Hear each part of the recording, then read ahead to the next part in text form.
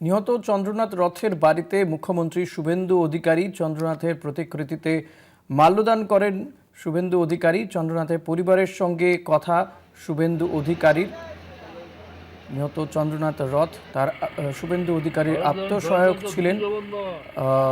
গত 6 তারিখে মধ্যম গ্রামে বাড়ি ফেরার পথে তাকে দুষ্কৃতীরা গুলি করে খুন করে। সৌম্যজিৎ রয়েছে আমার সঙ্গে। সৌম্যজিৎ, চন্দ্রনাথ রথের বাড়িতে শুভেন্দু অধিকারী তিনি যান, কি কি করলেন, কি কথা হলো তার পরিবারের সঙ্গে? সৌম্যজিৎ, শোনা যাচ্ছে?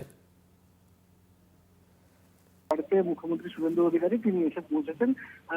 মাত্র 10 মিনিট আগেই তিনি এসে পৌঁছান চন্দ্রনাথ রথের বাড়িতে। আসার পরে তিনি চন্দ্রনাথ রথের প্রতিকৃতি তিনি মাল্যদান করলেন এবং মাল্যদান করার পর তিনি ভেতরে তার পরিবারের সঙ্গে এই মুহূর্তে কথা বলছেন।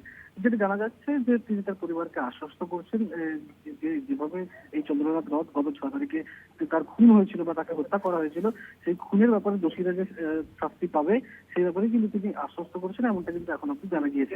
এই মুহূর্তে কিন্তু মুখ্যমন্ত্রী শুভেন্দু অধিকারী তার পরিবারের সঙ্গে ভেতরে কথা বলছেন এবং এবং ইতিমধ্যে কিন্তু তার পরিবারকে আশ্বস্ত করার চেষ্টা করছেন তিনি।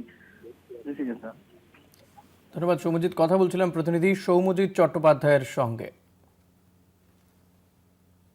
নিহত চন্দ্রনাথ রথের বাড়িতে যান মুখ্যমন্ত্রী শুভেন্দু অধিকারী, তার ছবিতে মাল্যদান করেন, তার পরিবারের লোকজনের সঙ্গে কথা বলছেন।